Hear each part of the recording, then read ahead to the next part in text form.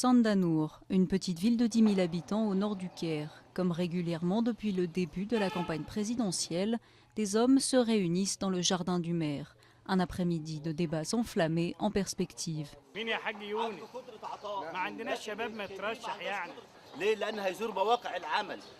Opinion religieuse, âge, lien avec la révolution ou avec l'ancien régime d'Hosni Moubarak, pour la première fois, les électeurs ont la possibilité de passer au crible les différences entre candidats. Un jeune président a la possibilité de bouger, de visiter les lieux de travail, de prendre ses propres décisions et de suivre les avancées par lui-même, et non depuis un bureau avec air conditionné. Nous avons besoin d'un président dévot et qui croit en Dieu, et aussi qui a de l'expérience en politique et qui sait comment subvenir aux besoins du pays. Pour ces premières élections présidentielles libres, la religion est l'un des critères clés.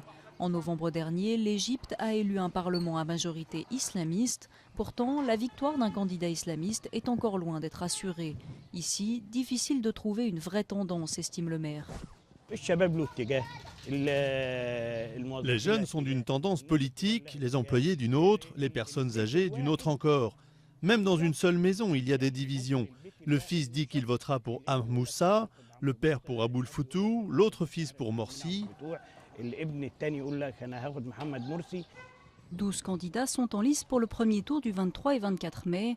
Et si le maire déplore qu'aucun ne soit venu à la rencontre des résidents de Sandanour, leur absence ne semble pas affecter l'enthousiasme des habitants pour ce scrutin historique.